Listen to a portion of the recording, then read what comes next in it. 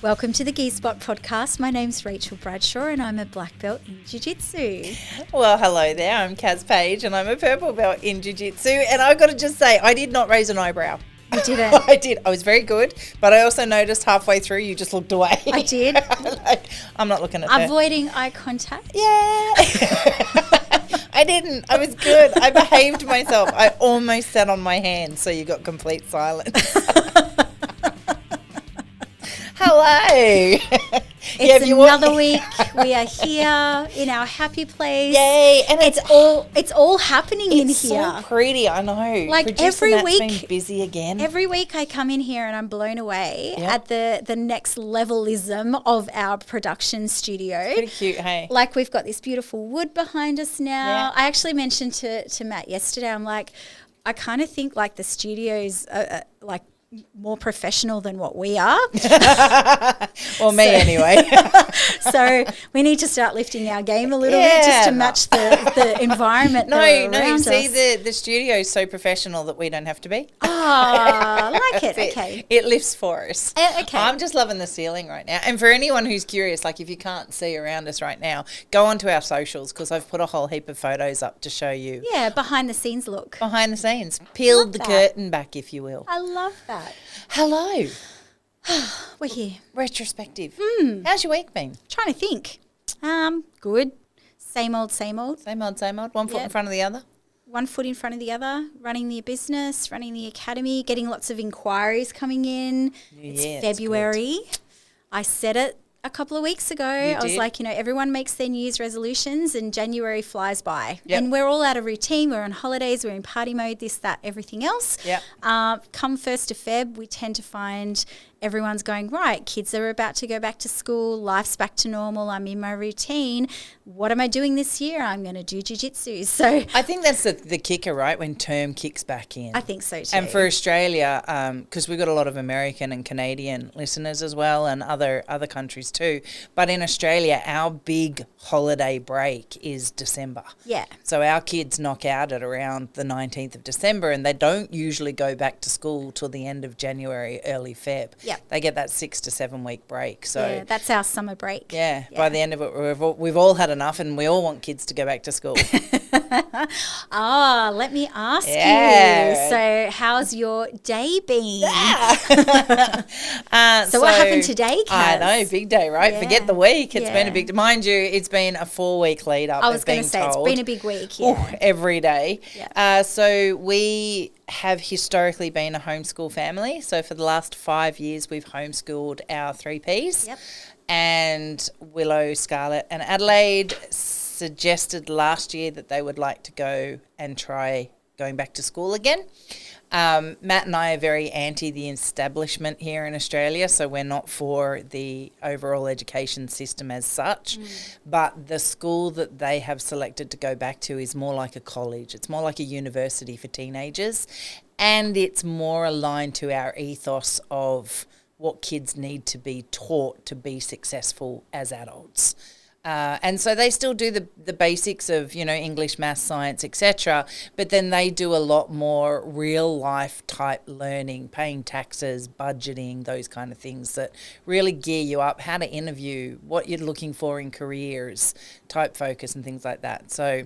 But if they want to do, if they want to go ahead and be like a doctor, they've got pathways for that. Absolutely. Too. It's very academic as well. It's not just, It's not just hands-on living. Like they will structure the kids up to assimilate either into university, into TAFE, which is like college level diplomas, certificates, or into just straight into the working environment. So they're gearing the kids up for whatever pathway they want to choose to go through post-school.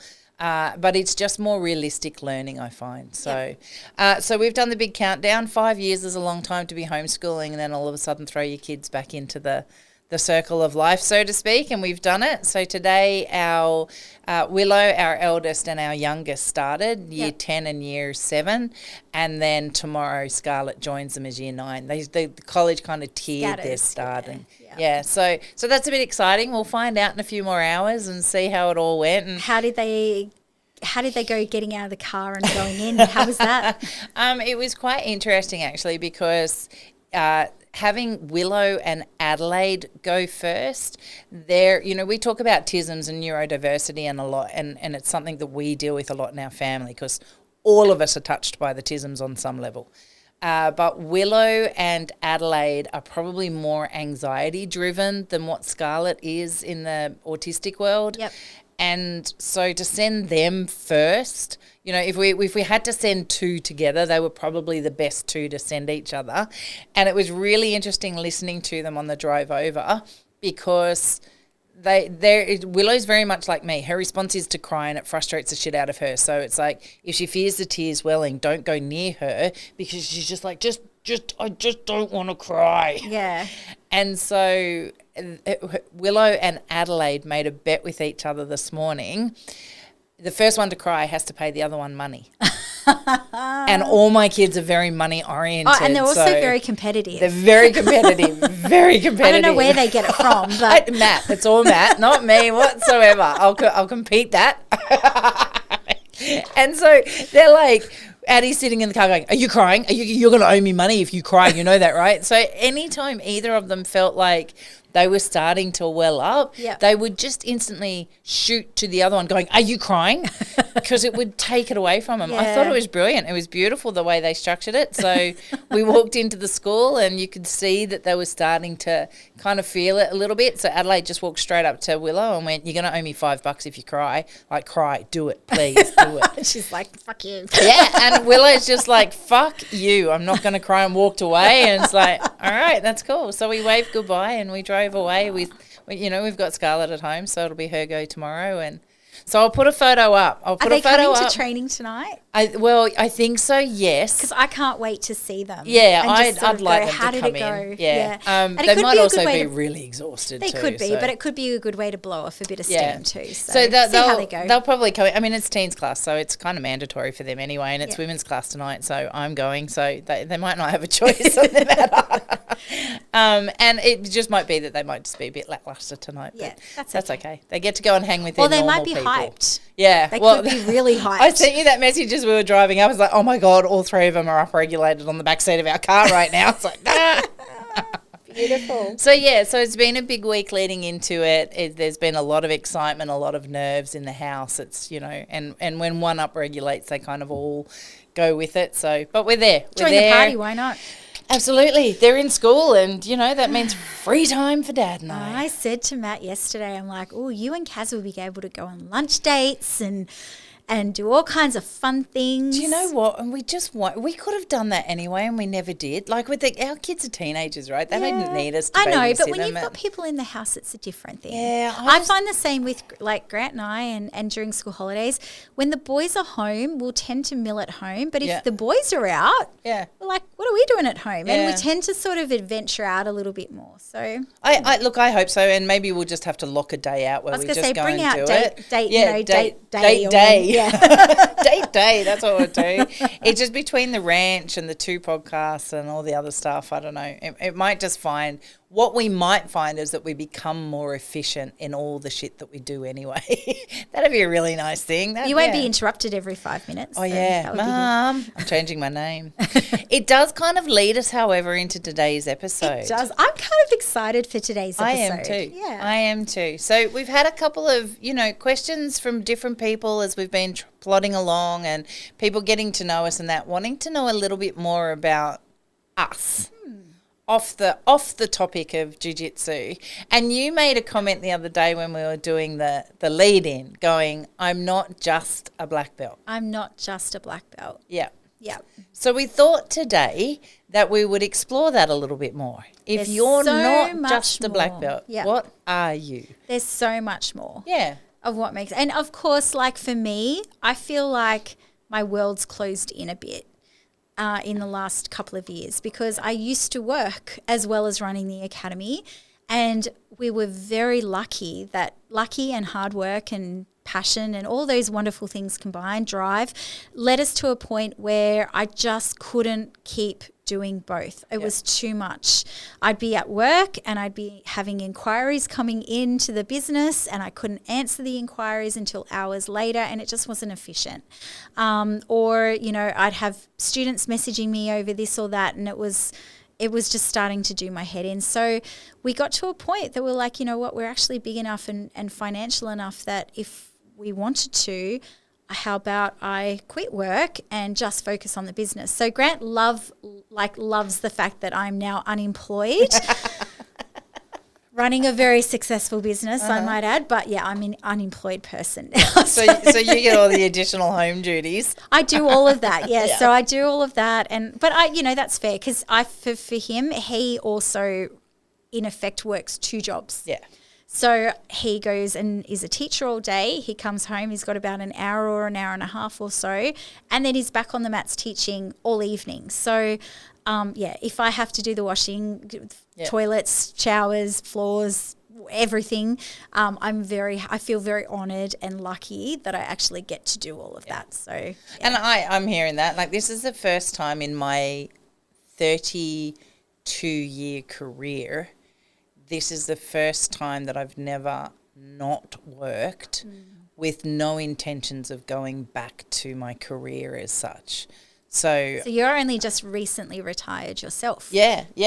And that was post the surgery. And I talked to the company that I was working with at the time and toyed with the idea of going back contract for them and doing some more work for them.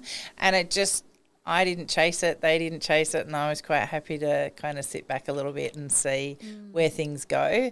And Matt and I decided then that we would create the production company and, we'll see. We're in startup phase. Yep. And so we'll see how that goes and pursue that avenue. But I don't have to leave the property Monday to Friday on that kind of 8 to 6 journey anymore. And that does mean now that I can do more of the stuff around the house and kind of lighten the load a little bit for producer Matt, who was the stay-at-home dad for a really long period of time. So, and how's that feel? It feels good. And it's funny how quickly I think you slide into these things too. Like, for me, I did 30 years of the one career.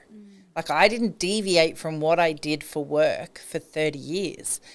Now, all of a sudden, it's a distant memory. It's like, I forgot all about what I used to do. And it was a career. It wasn't just a job. I was in the IT industry. I was building systems. I was working for big corporations. I was traveling all over the world. It was, it wasn't a slow-paced, just go there, come home kind of world. Yep.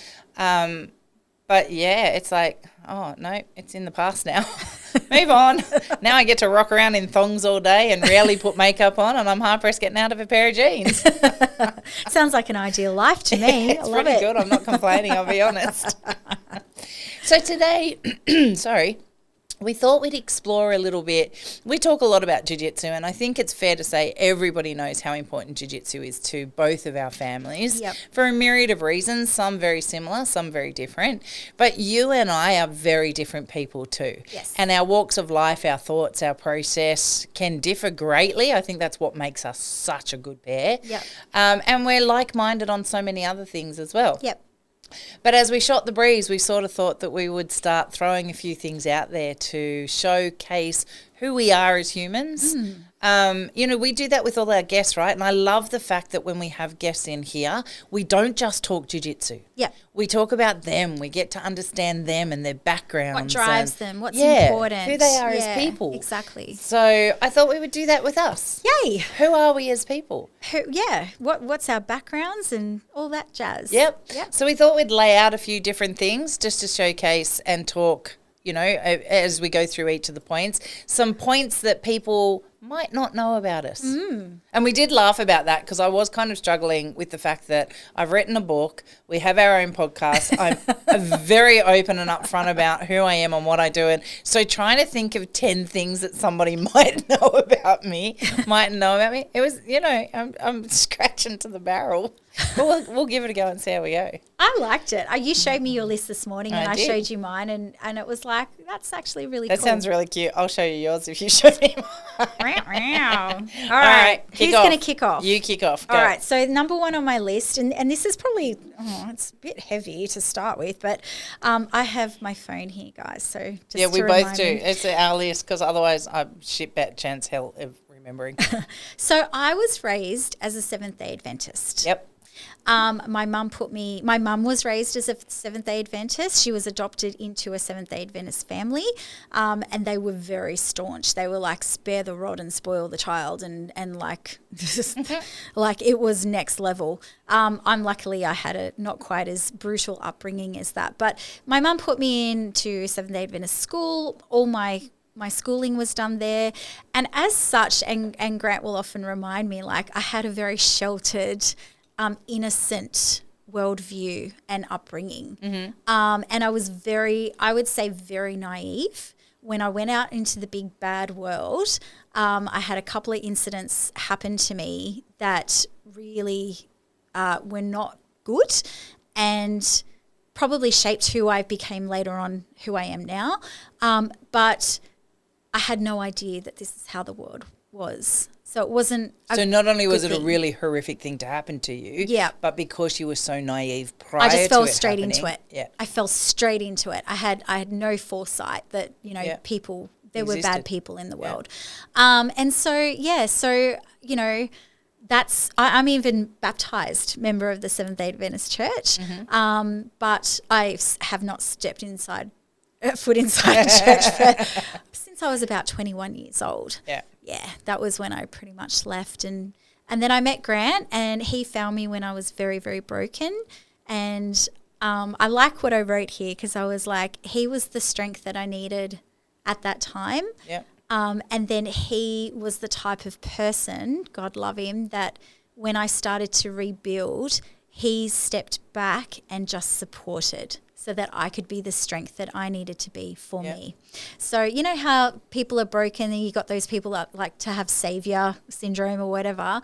He was never that. Martyrs. Yeah, he was the strength that I needed, and then he stepped back and helped me be the strength that I needed. That's awesome. So yeah. And look at you. How many years have you guys been together now? 23. It's our 20th wedding anniversary this year. 23 years all up. That's awesome. Yeah, it's pretty cool. It's a pretty cool number one to kick off with. Yep. So a little religious girl. Yeah, very innocent, very naive to. I still think I carry a lot of that nicety with me through life, and I've never thought that I needed to change that. I sort of, try and be the best person that I can be. My worldview, we're going to get into a religious thing now, but my worldview now is much more open, and my religious view is much more open. And after working at 000 Police for 14 years, the realization occurred to me one day that whether there's a heaven or a hell or a God or a Satan or whatever is out there, we just don't know really. If the way that I live my life on this earth is going to dictate largely how happy I am. Yep. So, happiness or heaven or hell can actually be on earth in your life. Yep. If you're a good person with good intentions and try and do the right thing, you will have a really good life generally.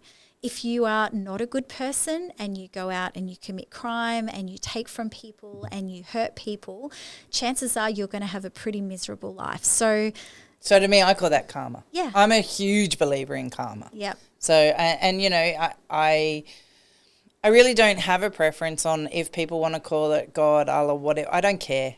That just doesn't faze me. I was, believe it or not, I was actually raised a very good Catholic. No, not a very good Catholic girl. I was raised a Catholic girl.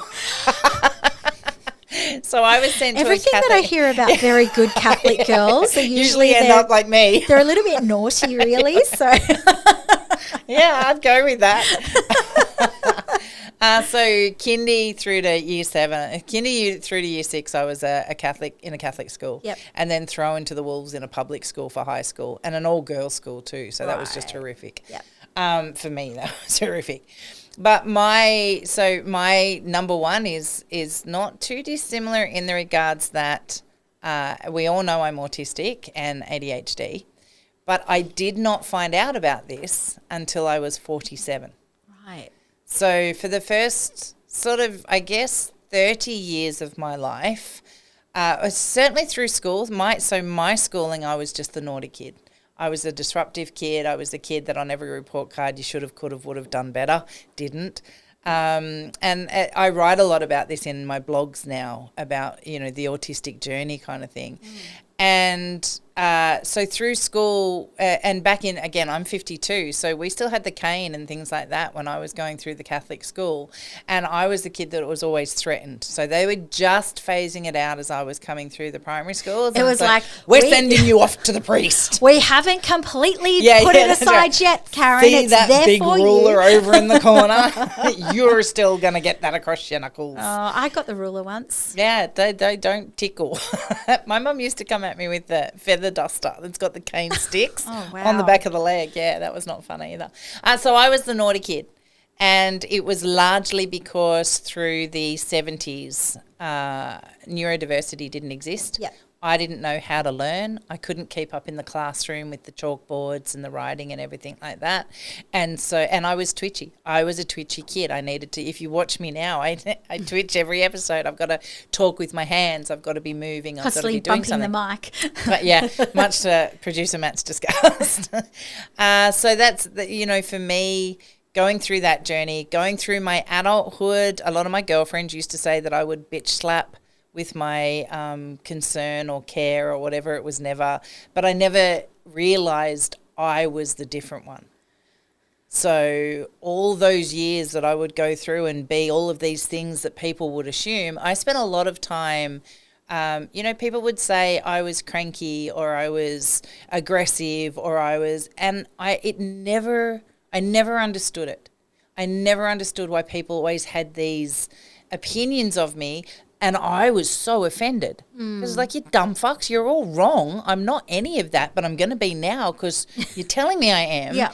But it's not. As we learn more and more and more about neurodiversity, I was super focused. I was hyper focused. I was overly passionate, but that's normal for me. And incredibly honest. And yeah, by all accounts, more honest than what neurotypical people are. Yes. And not saying that to talk down neurotypical, but I don't know how to buffer. Yes. Or yes, exactly that. So for me, it's just the cotton wool. You don't know how to put the cotton wool on it so it's a softer that's landing. Right. Yeah. I have no softly. I have no lowly. I have no gently.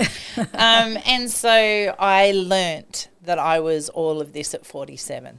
So it's only been in the last 5 years that I've been on this journey of discovery about who I really am as a human and being able to embrace it and change what I can change and, telling the world to go fuck themselves if I can't change it or if I don't want to change it too.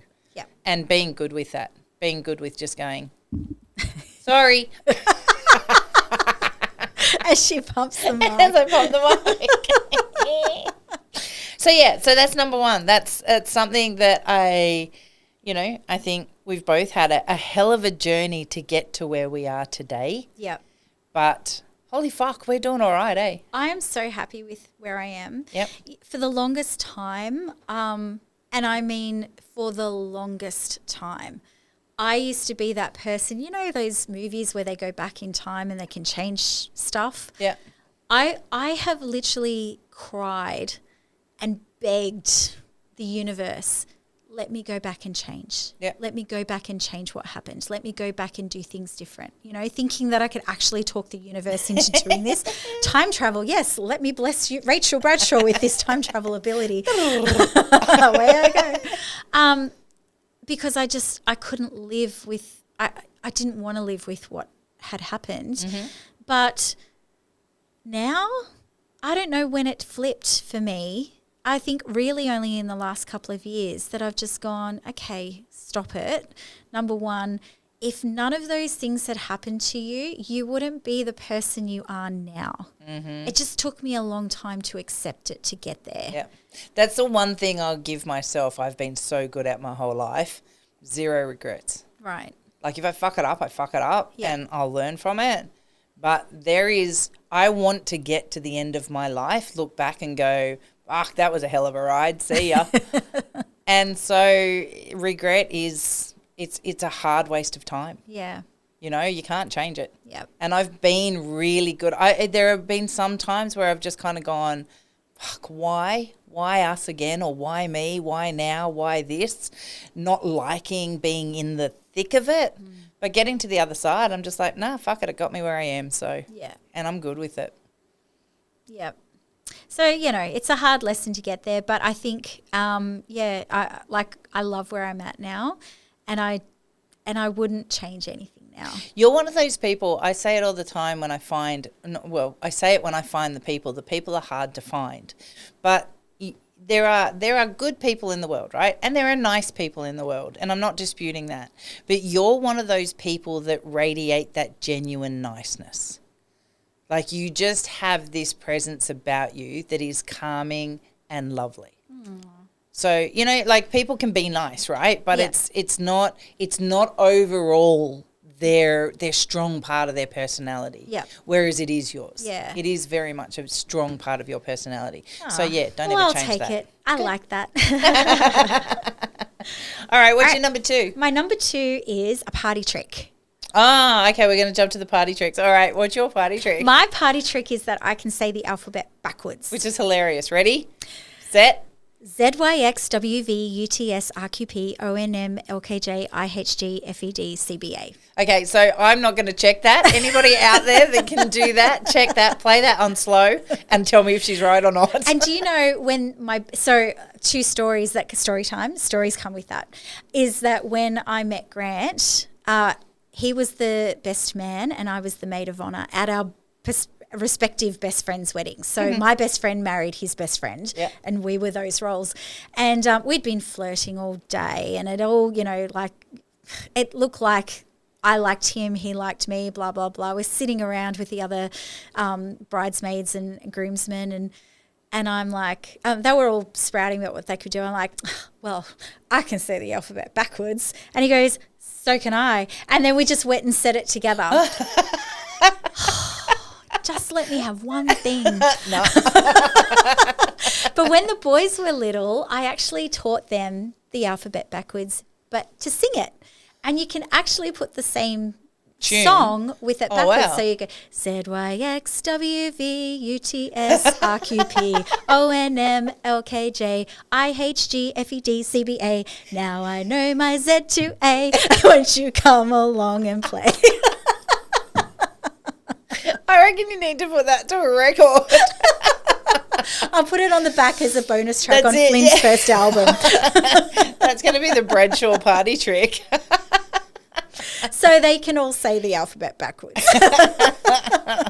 And I don't know that there's many people that can actually do it. So, it's a hell of a party trick.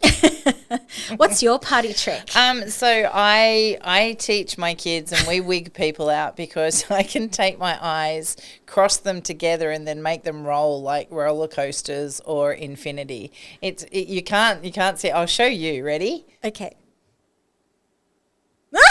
They go independent. I know. No, okay. So there's the camera. All right, we'll see if we can get a close up. Ready? You might have to take your glasses off. Okay, hang on. Okay. We'll see if we can get a close up, but I'll show you. That's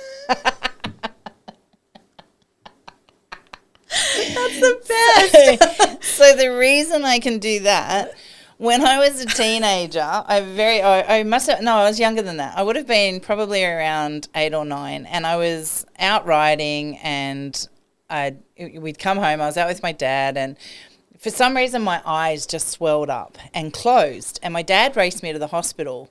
And we thought that I was having an allergic reaction to my horse, which would have been devastating for me. That would have been the end of my life. Yeah. But turns out I was allergic to cats and my eyes had swelled up and swollen over and everything. But as they were looking and going through the motions, they found a pigmentation in the back of my eye. It's scarring. My mum had German measles when I was in utero. Right. And so they thought that I was actually going to lose vision in my left eye because of this scarring that was growing across whatever's behind my eye. And so I had to do all these really bizarre exercises to keep my eyes going to try and stop the scar from moving as it goes across. And one of them was pull your eyes in together and then move it in and out, in and out, in and out. So it took a while to learn, but once I'd learnt it, I just learnt it on the other eye as well. And then I started playing tricks with them and moving them all around. And you get some people that have had a few drinks and you walk up and start doing it with your eyes. freaks the shit out of them. Oh, I think you've had a bit too much to drink. I'm looking at you straight right now. What do you mean my eyes? My eyes aren't doing anything. No, it's you. So it's good. That's my party trick. Oh, I love it. So there you go. All right. You kick off number 3. What have you got? All right. So one of the things, favourite colour. My favourite colour of all time is yellow. And I finally figured out why my favourite colour is yellow. It represents family in some other areas, but Bumblebee from the Transformers movie. Oh. I'm just besotted with Bumblebee. Are you? I just think he's just beautiful. And I own nothing that is yellow. I do not wear yellow clothes, but I'd have a yellow car. There you go. Yeah, so that's my favourite. My favourite colour is yellow, but only if I could have it as a car. But you don't have anything else that's yellow. I wear a lot of yellow. I have my cable here that's yellow. Oh, sorry. Stop touching that. So I have a yellow cable here. And I love lemon. I love citrus. I love the scent of lemon. Those kind of things. But no, I've never. This is probably, cream is about as close to lemon as I get. See, I wear a lot of yellow, and you always compliment me when I wear yellow. You do look beautiful in yellow. Yeah, it does suit you. What's your favourite colour, though? My favourite colour is blue. Okay. Yeah. Oh. Yeah, which is, when you said that, I was like, producer Matt's really clever. Wow, he you're gave psychic, me blue. producer Matt. Yeah, it's blue, and it's about that blue too. It's a very specific blue. It's like that aquamarine blue. Yeah, that's my yellow. Yeah. I like that. I like the Bumblebee yellow too. Like, I'm a big fan of the Bumblebee yellow. So there you go. Very cool. So that's my favourite colour. Yes. Hang on. That's not on my list. I was just joining in for the fun. Okay. I'll go. What are we up to? Number 3? Yeah. Number 3. This goes back a little bit to what we were talking about before. I always try and see the very best in people, no matter who they are or what they do or why they've done it or whatnot. I always try and think, if I was in their shoes, why would I judge them if I'm not wearing their shoes? Because I try and look at it from their point of view. But at the same time, and I will forgive, but at the same time, only to a point. Once you've crossed that with me and I've gone, you know what, enough's enough, and I put those walls down, then you're as good as dead to me. Yeah. And it's not that I will, talk badly about you to other people or go out of my way for retribution or revenge or any of those things. I just put you out of my mind. It was as if you never existed. And I can shut the wall. I can shut the emotion down that way. So I'm all for everyone, and I'm like, come and I'll wrap my arms around you. But if you do the wrong, and even if you do the wrong thing by me, I will try and step in those shoes and understand, okay, all right, yep, I can totally get why you would have done that or said that or thought that or whatnot, but, and try and rectify it as much as I can. But if it happens again and again and again and that wall goes down, it's like to the point where I'm just like, okay, I've had enough. Yeah. No more. Done. Have you ever come back from that with anyone? That's it? That's it. I've with one very, very long time ago friend, I reached out because something upsetting happened in her life that I knew about. It was a mutual friend had passed away. And I reached out to her, but it just didn't go anywhere. It was just, I just didn't put any emotion. I reached out, said all the right things. I'm really sorry, and I was sorry. Putting myself in her shoes. I just didn't want to go back there. Yeah. I had no reason to revisit that and try and dig something up out of the earth because it's dead, Yeah, I think once you've seen somebody's colours on that side of things, it's really hard to go back and kind of drop that away. Yeah. I'm different to you in that I burn and I want revenge. I don't always necessarily go and take revenge, and I don't. You just dream up all the ways? Oh, yeah. I have great times. In your imagination? In my imagination land. Sometimes in my real land, it depends on the burn. But whereas you just shut your emotions off and walk away, I hate. Yeah. So, and I... hate to me is very real, as deeply as love is as well, and as deeply as all the emotions are. And so, and I don't necessarily, people go, don't waste energy on hating and all the rest of it. But for me, I'm very quadrant. Like, I either really, really like you, I love you, I don't like you, or I hate you. Like they are my levels. And I don't burn energy on hating someone, but I quite openly will say, hate that person and here's why. Yep. You know, and so... Whereas I won't say anything. Yeah. You know, and we've had conversations, you know, and I've just gone, that's another story for another day. Yep. And that's probably as much as I'll go into it. And then one day maybe I'll tell the story, but there's not emotion behind it. It's just like this happened, and that was it. Yeah. And if it's very raw, if it's very early in the process or the journey of it, then I still feel the hate. Yeah. Whereas I can I can think of people now where I've had fallouts with for one time or another. I don't feel it. Yeah. I know I don't like them. I know I'd never go back there. I know I can, if you raise the person's name, I'll go, no, thank you, nah. And say really bad words, but there's not the physical response with it. That does die over time. Yeah. But I quite happily hate. It's a real thing to me. It's fun. So, that's who I am. What are we up to? Number 4? Yeah. Okay. So number 4. Oh, so and again comes back to those kind of emotions as well. Everything I do is big, right? I think you've learnt that about me. Like there's no halves or littles or anything. So if I love big. If and my dad put me on my first horse when I was 2. So my dad, who has since passed, I think is where I get all my big emotions from. My dad was very much like that in big emotions. And he had been riding horses since he was knee-high to a grasshopper. Now, for all those listening, you've got to understand where I grew up was in suburban, like trains, buses, automobiles, schools. There's no country. There's normal-sized blocks of land. Normal-sized blocks of land, streets, 4-bedroom houses, all the rest of it. I had a horse in my backyard. How big was this backyard? Was it a bigger size block? It's a quarter-acre block. Okay, so it is a slightly bigger than these standards these days. Double of what they are today. Yeah. But I also had my neighbour's backyard, and I had 3 houses up's backyard, and I had... Was it all open, was it? No, I would just rotate my horse around different backyards as their grass would grow, and my horse would live in that backyard for a week and then that backyard for a week. And man, it was a different time back then, wasn't it? I know, right? Imagine that these days. No. Excuse me, just bringing my horse down. You can't even get horses down the bloody side. Neighbours don't even talk to each other anymore. Well, that's true too, yeah. I knew all my neighbours for like 20 up that way and 20 down that way.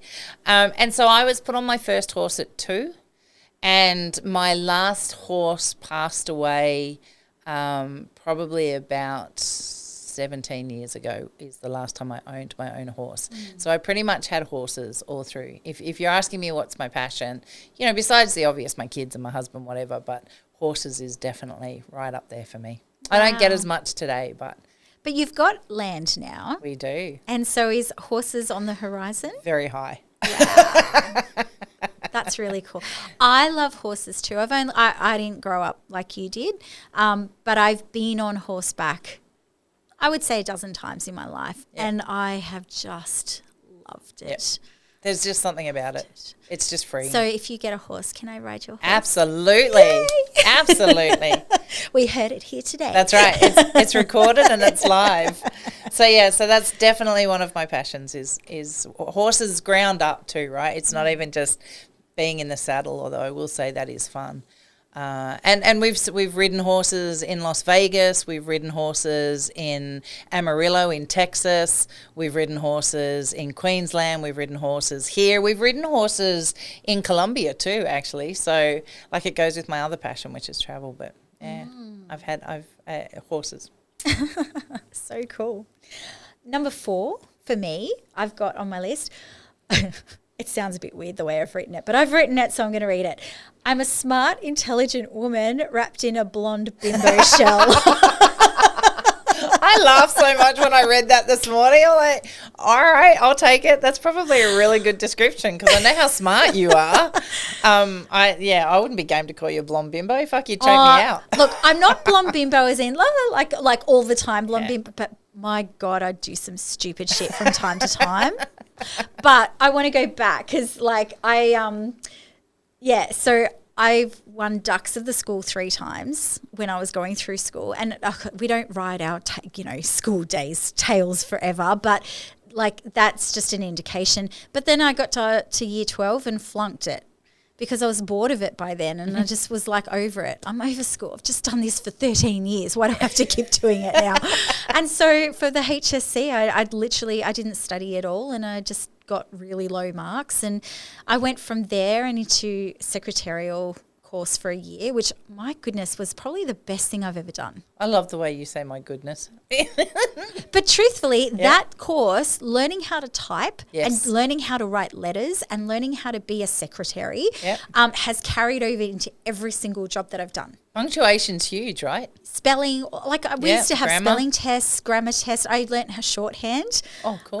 This wasn't even on my list, but this has reminded me. So part of one of the courses were shorthand.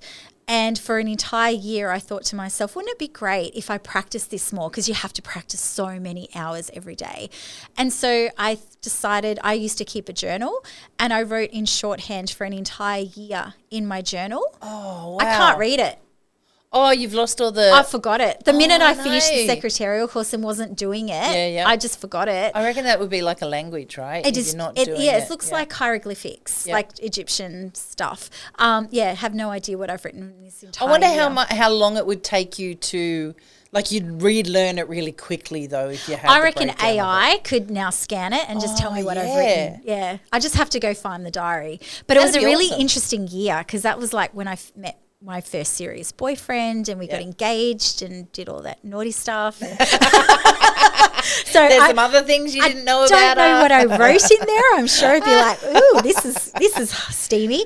Oh, now you have to get it broken down. And then I went on to I got such good marks in that. I went on to do a Bachelor of Arts for a year, got such good marks, like high distinctions across the board, that I actually got accepted into forensic psychology, which was what I wanted to do. Yeah. And I went through a really bad breakup just around that time too, and I just wasn't supported, and I didn't end up pursuing it. I went into teaching. Yeah. And then I met Grant, and then we had babies, and then I just didn't finish that either. But what I have finished is my graduate certificate of counselling and my diploma in public relations, publicity and promotions. So so I have done other things along the time, but the two big passions that I had for getting a degree, I actually didn't finish either of those. Aww. I know. I did my diplomas in business, but I started a degree in law. That's all I ever wanted to be. Yep. I just wanted to be a lawyer, and it was predominantly so I could fight for the underdog. That's always been my driving force, my passion.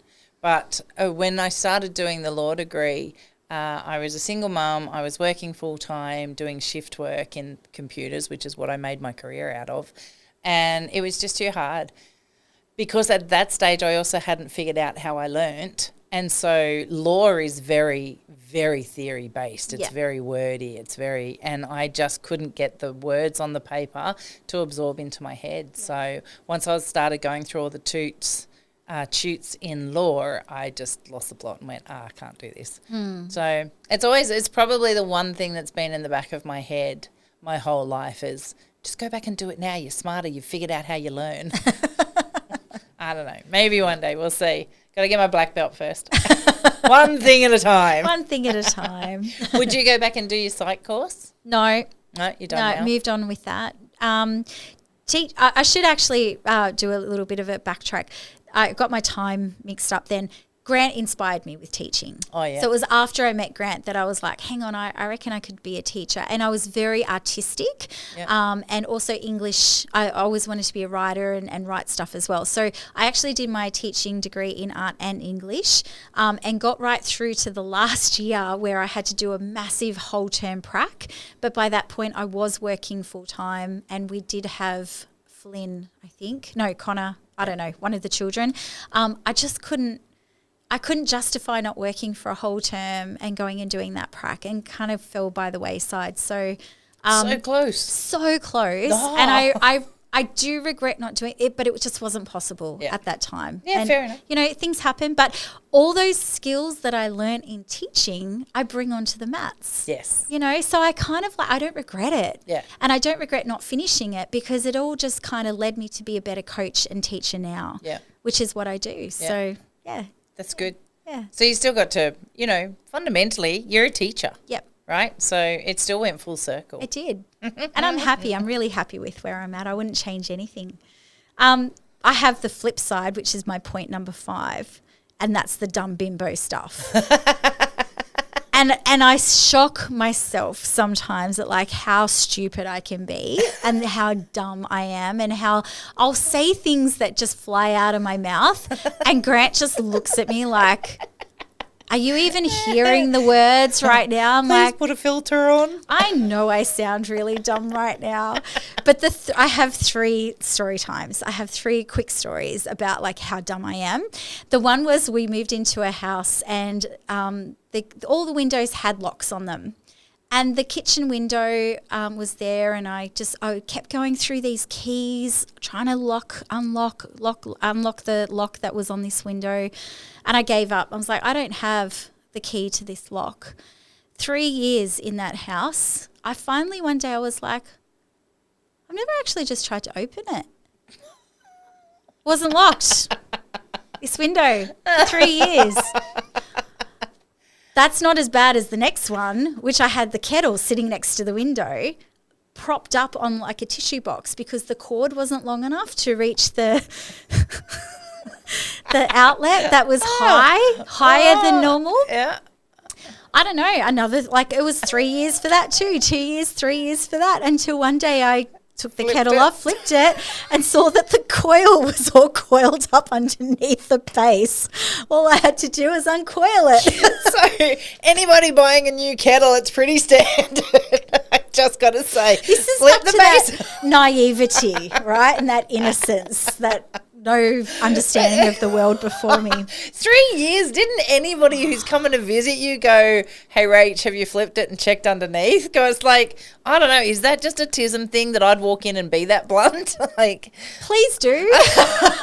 Have you seen any weird things in my house? Why have you got that there? Oh, because the cord's not long enough? Yeah. Hang on, let's turn it upside down. Let me show you a surprise. For 3 years or 2, I don't think it was as long. It was like 2 years that thing sat on a tissue box. So it could be tall enough to reach. I'm surprised that the hot water didn't just crush the tissue. I don't know, because the base doesn't get hot, because that's the point of the base. No, but it's heavy, right? A kettle's heavy. Yeah. I don't know. Whatever I had. I'm pretty sure it was probably a full tissue box. The third story, my mother-in-law, when we moved into this same house, hopefully I've gotten smarter since then, but everything happened in this house. She bought me a citrus plant for the backyard, and it was a lime tree. And I thought it was a very interesting, and it had already a lime on it, right? So that's how I knew it was a lime tree. And I'm sure it had a tag in it. I just never read it. Planted this lime tree in the backyard, and every year when the limes would grow, I'd go out in the backyard and I'd go, okay, I don't eat lime, I don't use lime, I don't even really have vodka and lime. I don't do anything with limes, but I have this lime tree. I'd go out in the back and I was like, oh, those limes look like they're about ready, and I'd pick them all off the tree. I'd bring them in, I'd put them on the shelf above the sink.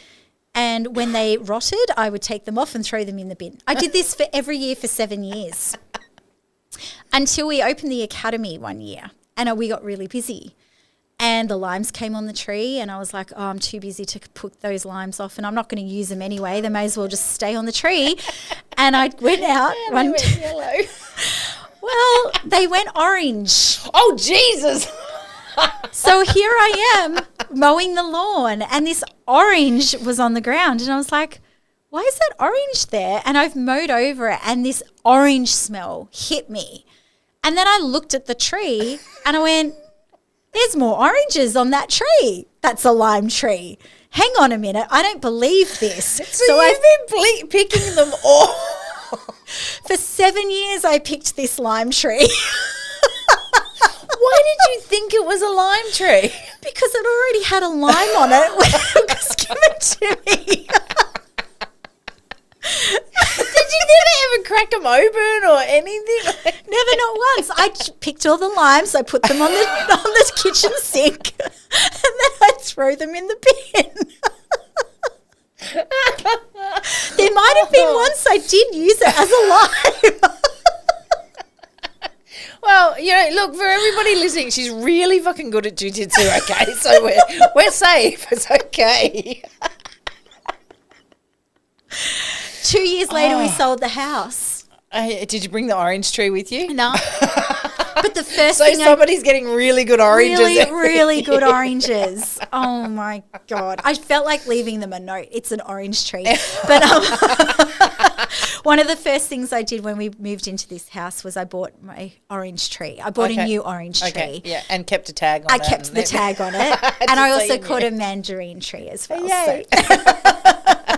But I've put them in pots so they can come with me because this is not our forever home. Yeah, fair enough. So, I still have, we have an orchard here on the ranch and I'm still waiting for it to fruit. Oh, really? So, yeah, because fruit takes quite a while to grow through. We bought the trees really little. Yeah. So we're just waiting for them to get big enough to fruit through. So we got blood oranges and pomegranates and apples and so all sorts of stuff. So I'll once my orange tree starts growing, I'll bring you some limes. It was the nicest orange I'd ever tasted too. It was too. Friggin' it was 7 years in the making, that Did orange. your boys just like laugh hysterically? It's a story that keeps giving back. Every year on Facebook it comes back as a memory, and someone who's commented on it or something gets fed it in their memory and it revitalizes. Starts again. Yeah, it's the best thing. So that was my number 5. What's your number 5? Phobias.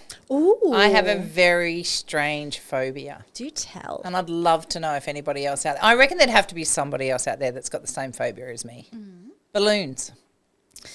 I'm shit scared of balloons. Okay. Hate the noise when you can rub around the thought of a balloon popping anywhere near me. Yep. If you come up behind me and pop a balloon, I will not apologise for my reaction to you. It's real simple. Fair enough. Even now, like I can feel my skin crawling.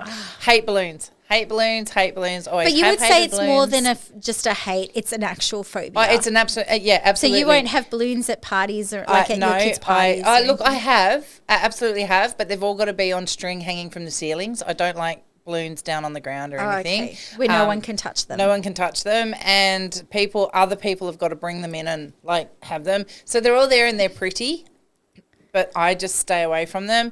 And then when it's time for all the balloons to go away, that's not my job either. I'm like, yeah, you go in there and pop them.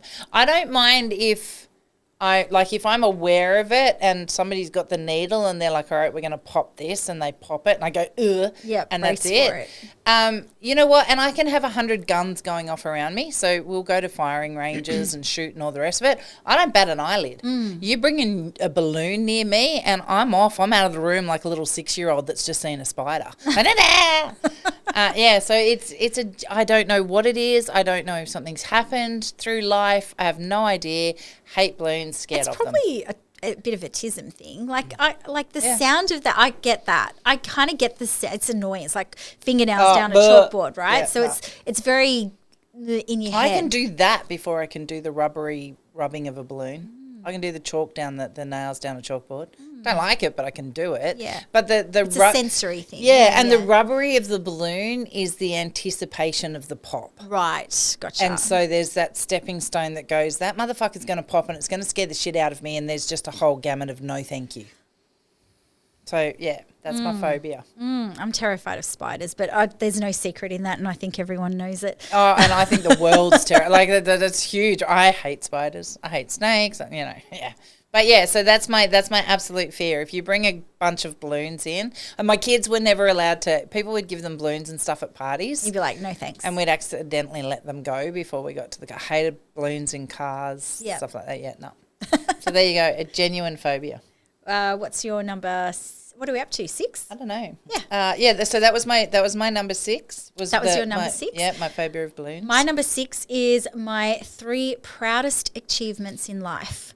My happy marriage, my 2 amazing teenage sons, who, if you know them, you know that to be true. And I think that's pretty cool. And I get feedback about them all the time, you know, from other people that know them from different things out in the world and will come and say really nice things about them. So that's really important to me. And my black belt, because that's the first thing that I've ever seen through to the finish line, even though once I got to the finish line, I realised it's not the finish line at all. But I saw it through. And I feel like in so many other things in my life, I've kind of, like my degrees and stuff, I quit along the way, and I never quit jiu-jitsu. And I've never quit my marriage, and I've never quit my sons. Yep. So they're my 3 proudest things that I've ever done in my life. Nice. And very much good things to be proud of. Yeah. I know all 3 of them, so. Like your black belt, obviously. Yeah. And your husband and your kids. So I wish I could have got my black belt like Matt did in front of the academy.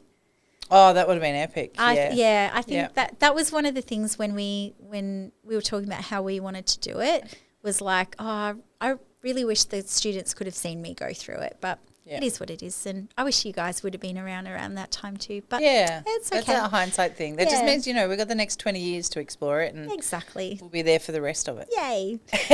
What's your number 6?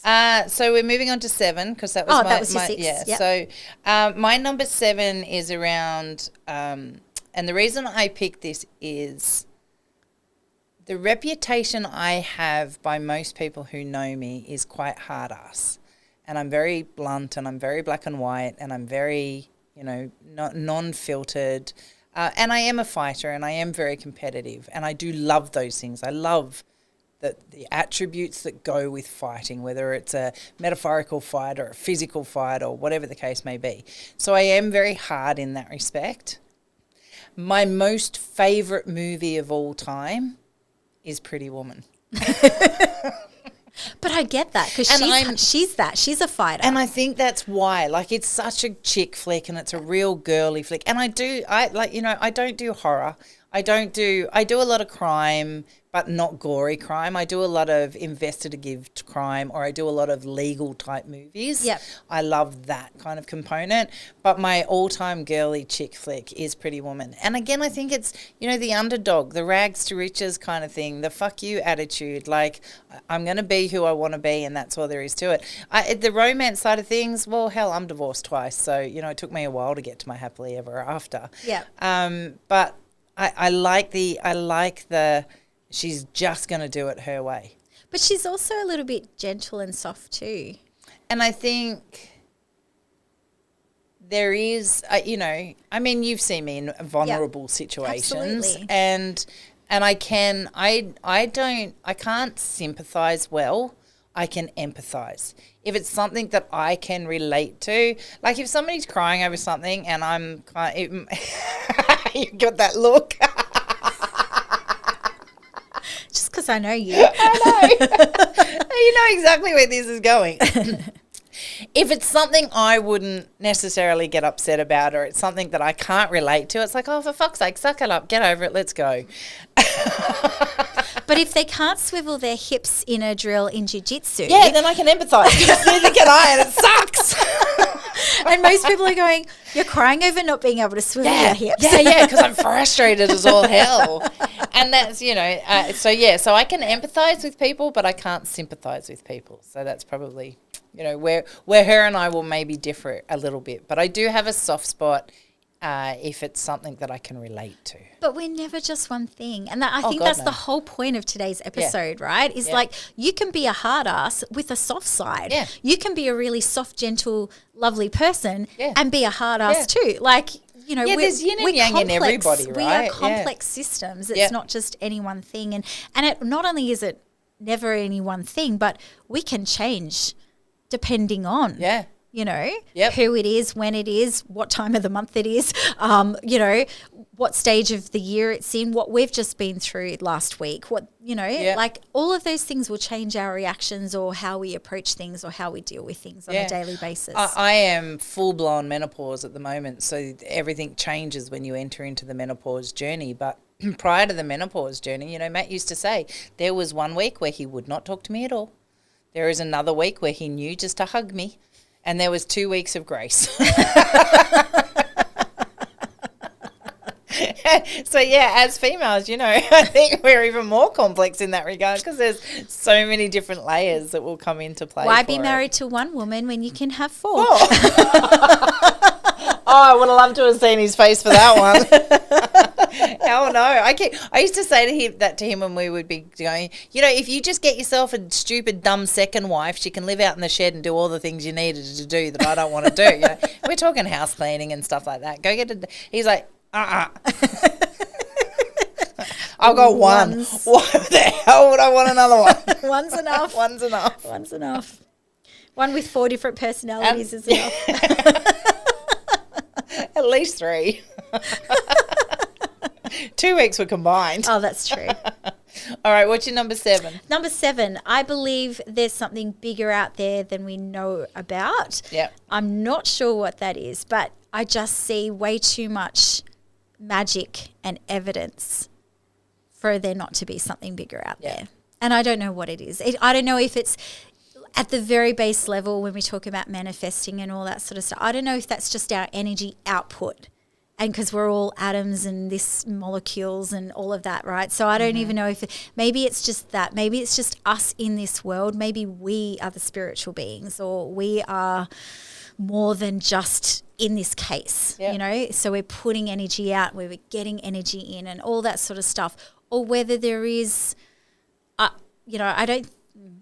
not going to go into what I don't think it is, but I just think there's just too much mystery and too much magic for there not to be something. Anyway. Yep. No, and that's mine too. And I just wrote, I believe in ghosts. Because I just don't think that we just get our time here and then that's the end of it and ashes to ashes. I don't believe that. I believe there is more beyond that. But I also don't believe that we're the only planet with life form on it either. Like, for me personally, that's a really naive thought to think. I think it's very egotistical. Yeah, well, think, as well, yeah. There's galaxies and there's planets and there's stars and they go on for a billion years. We can't be it. No. And I feel the same about life and death too. I feel there is just too much energy, whether it's karma, whether it's your gods, however you want to call it, name it, tag it, read it, whatever. There is more than just you're born, you live, you die. I honestly believe that there's more to it than that. So that's the one where we've just gone bang. We're both identical in that regard. Yeah. So I do. I believe in ghosts. What else have you got? So number 8. Number 8 for me, I don't have a favourite flavour. So you know how everybody goes, like you start conversations and if you're meeting new friends and all the rest of it, what's your favourite flavour of ice cream or what's your favourite colour and all the rest of it? I do not have a favourite flavour. What's your favourite? Do you have a favourite flavour? Vanilla. Yep. Which is so bland. But you can put things on vanilla. You can. And so sometimes just vanilla is good enough. Like I love the smell of vanilla. You know, like vanilla candles and stuff like that. I love that. I'm a vanilla scent fan as well. Yeah. So I actually really just love vanilla ice cream. Yep. Which is cool. Yep. But I never order vanilla ice cream when I order at an ice creamery. Why? Because there's flavours.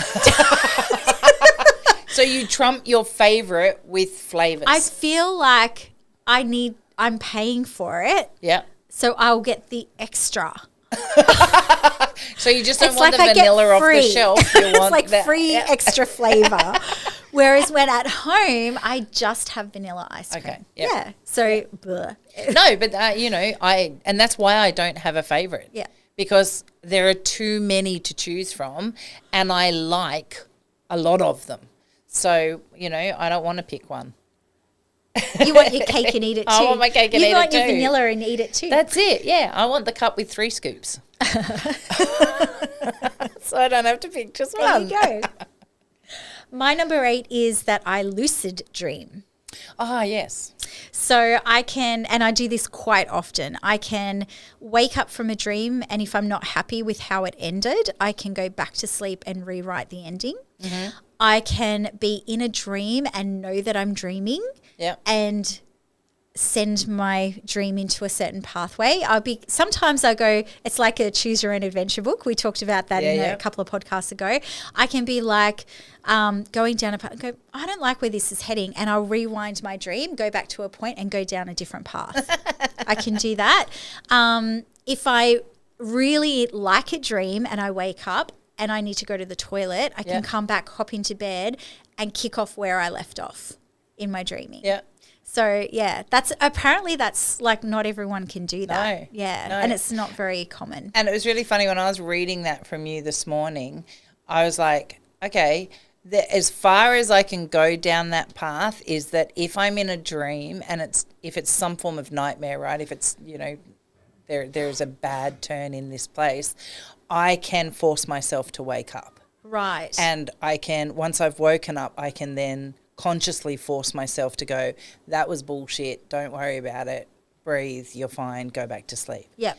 That's as far, I can't change it. I have often, like reading that from you this morning, I have often woken up and gone, oh, that was so much fun, I was in such a good dream, and tried to lie back down and put myself back in there. Can't do it, so I end up on my phone.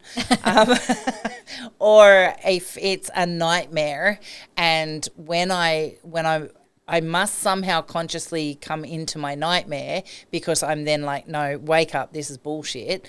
I have occasionally tried to change, but I can't. It's no, just wake up, tell yourself it's all good and that. And I don't wake up in a panic or anything like that. So it's almost like, little Kaz hops into big Kaz's dream and just goes, hey, buddy, up you get. This isn't real. Like, we're good. Come to. Yep. But I can't change the dynamics or anything like that. So, right. I was very envious when I was reading that this morning going, you suck. Whatever. It's fun. It's actually, and I don't dream all the time though, but when I do dream, that's what I can do. Last night I had a dream that I was showing you that I could fly. Yeah. But in my dream, I was like, I've done this in my dreams, but I want to show you in real life that I can actually do this in real life. So in my dream, I thought it was real life. Yep. And I'm like trying to flap my wings going, why isn't this working? It was weird. That's like, it's like, I can do this. There's something wrong with the roof. Dreaming on top of dreaming, right? It's really bizarre. Number 9. So number 9 is an animal one again. I love dogs. Dogs are very much, dogs and music are my go-to when I'm in my little world of I want to shut the world down. Yep. And poor producer Matt. So he did not grow up with dogs. The earliest memory I have of my dogs was owning a poodle and waking up one morning and screaming out to Mum that my poodle had pooed on my bed. My poodle hadn't pooed on my bed. She'd given birth to puppies. Oh, my God. On my bed.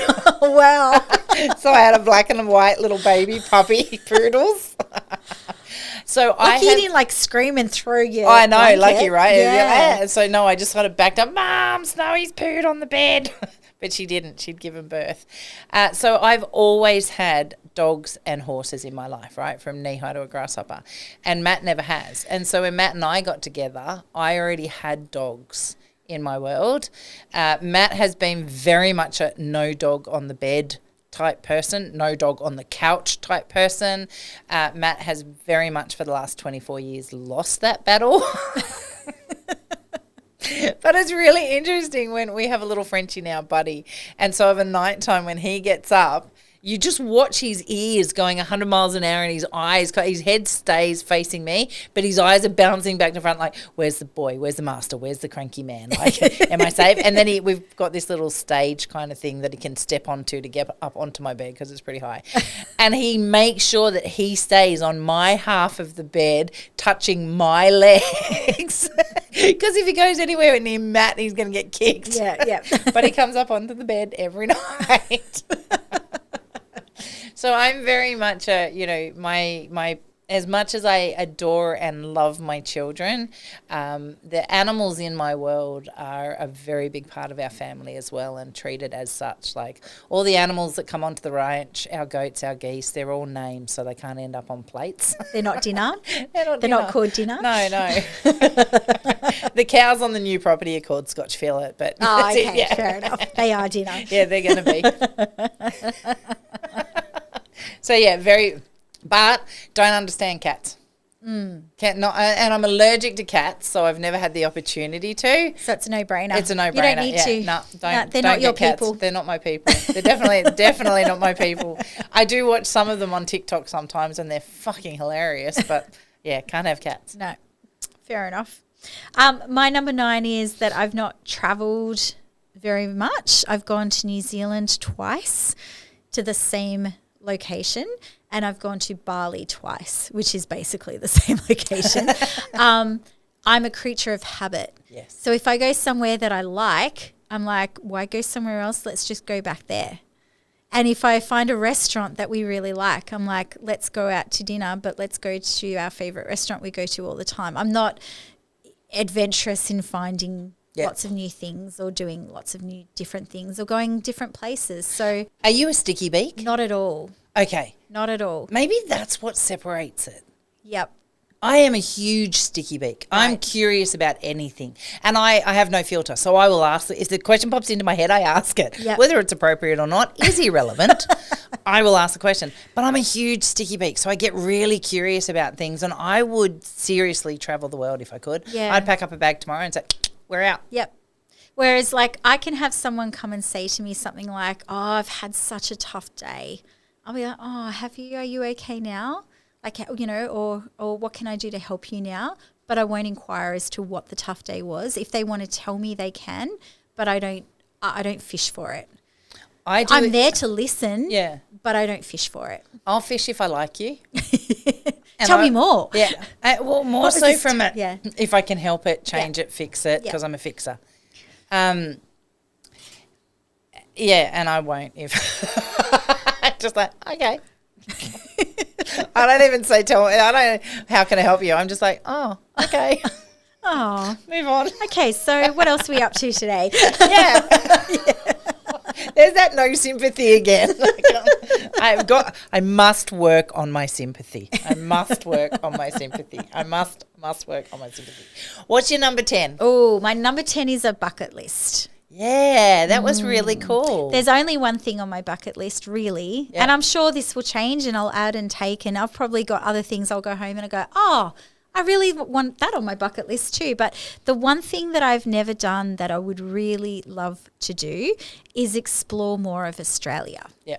And I want to go to the outback and I want to see the red dusty plains and I want to see Ayers Rock, which is Uluru now. Yeah. And I want to go to, you know, the jungle or the rainforests out there, like the oasis. I don't even know what they're called. Or there's a town that's an underground town, Kupapiti. I want to go see that. You know, it's under the desert. Yeah. I want to go see that. So that's probably the one thing I really, really want to travel to and really, really want to see. Yep. That's my curiosity. But other than that, that's pretty much it for my bucket list. Wow. Yeah. We don't have time for my bucket list. My bucket list is quite deep. Yeah. And I love travel, whether it's here or overseas. And I've been fortunate through work, through my career, I've been able to travel a lot. Yeah. And the companies that I've worked for, when they're sending me all over the place, have allowed me the time to explore the places I'm in when I'm there for work. So I've been very fortunate in that regard. But yeah, seeing Australia is worth it. There are some amazing places here.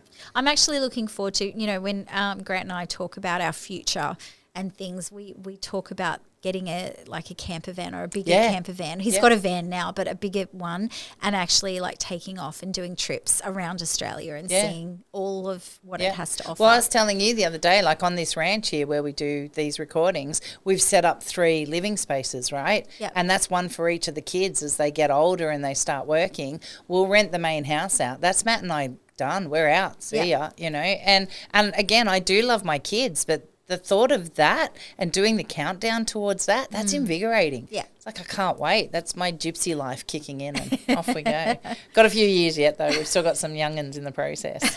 What's your number 10? My number 10 is I struggle with the point of golf.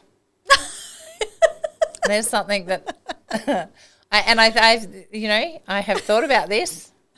I understand that there is strategy. I understand that there is skill in whacking the shit out of that little white ball as far away from you as you possibly can. And yes, people, I have given it a go. And no, I have not mastered it. But the logic behind hitting that ball as far away from you as you possibly can, only to have to get to it and do it all again. Well, hang on. Because you're actually hitting the ball to a hole. Well, yeah, there's an end game in it, but why don't you just mark up, 100 metres before the hole and then just hit it to the hole? Or why don't you just start on the putty, on the green? Well, why you got to do the big things all the way? You call that mini golf. Yeah. Yeah, fair. Do you like mini golf? Nah, hate it. Really? Yeah. I love mini golf. I'm actually quite good at mini golf. Stick, little ball, does nothing for me. I like big sticks, big balls.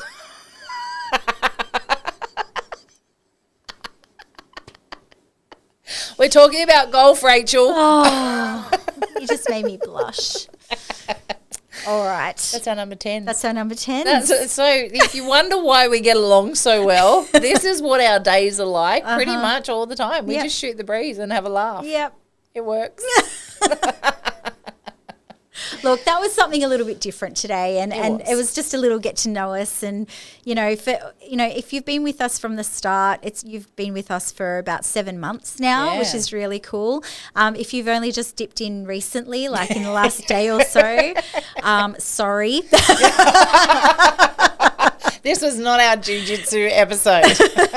This is just to get to know us and go back and listen to some of our other stuff. And we want to do light episodes every now and then, because deep diving into heavy stuff all the time, that's actually not as much us, is it? That's right. This is more us. This is more keeping it really light. And even, us, even those heavier episodes have moments where we are just laughing our heads off and keeping it light. We will. And, look, at the end of the day, we will do episodes where we interview people, we will introduce you to people, we will introduce you to different aspects of jiu-jitsu in every episode that we do, but there is also a background to it. There is us. There is us as humans, there's us as mums, there's us as wives, there's us as career people, there's us as travellers and yet to travel and all the rest of it. So every so often doing a bit of a deep dive into who we are as humans, I think hopefully keeps it real for all of you guys out there too. Because I'm not just a black belt. And I'm not just a purple belt. That's right. That's it. What's your hope, my love? Well, hang on. Before hope, did you have a shout out? I do, but I'll do it after the hope. Oh, okay. My hope is that, oh gosh, you put me on the spot. My hope is that, I guess just know that everybody's really multidimensional. And sometimes I think when we come across people, we have an idea of who they are. It's just one layer. It's who they want you to see in that moment. It's not even who their family gets to see. It's not who their parents get to see. It's not who they feel like they are on the inside. Every single person has different projections of themselves that they allow different people to see. Yep. Right? Beautiful. And so this is just today. This is you guys getting to know us a little bit more. But there's even, we could go on for hours and hours and hours about other stuff that's in our lives and other stuff that we think, feel, believe, all of that. And they all make us up as people. So just, I don't know, cut some people some slack sometimes. Yep. I guess that would be my hope. Scratch the surface, right? Get to know people. What's your hope? My hope is that today's episode, in you all getting to know us a little bit deeper as humans, not just as jiu-jitsu practitioners. My hope is that you shout out back to us and let us get to know you guys a little bit more too. We're watching the numbers grow significantly every week coming onto this platform, and so that means that there's a lot of you out there listening to us, and I'd really love to know and get to know some of you too. So we've been really fortunate. A lot of you have shouted out to us, and we know we're getting to know some of you around in Canada and America and some other places. Or just dropping into our inboxes and going, hey, I really like that, or here's a question and stuff like that. That's really cool too. So I'd really love to hear from you guys. Yeah. Whether it's across our socials, emailing us, whatever. Yep. That's absolutely. Love it. My hope this week.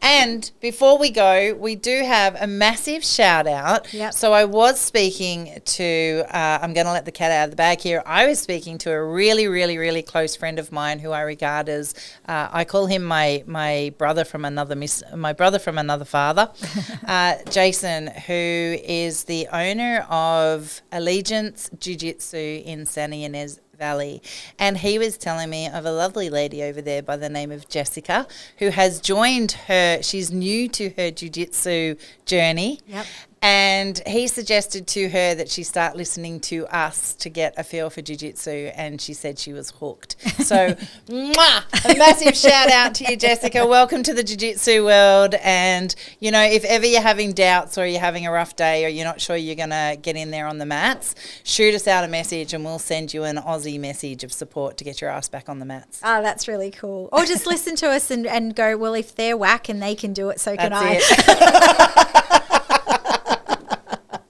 Do you know what I didn't get to do this episode? Oh, what? There was not one mention of a fucktard. And there it is. Ah, we almost made it. No, not going to do it. Love yous. Bye.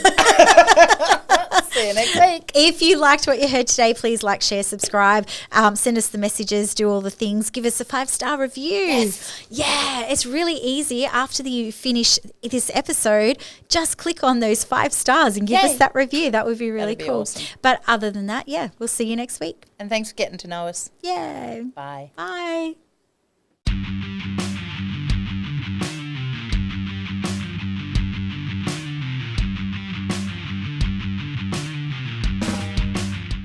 This podcast is a My Broken Soldier production. And brought to you by Iconic Jiu-Jitsu.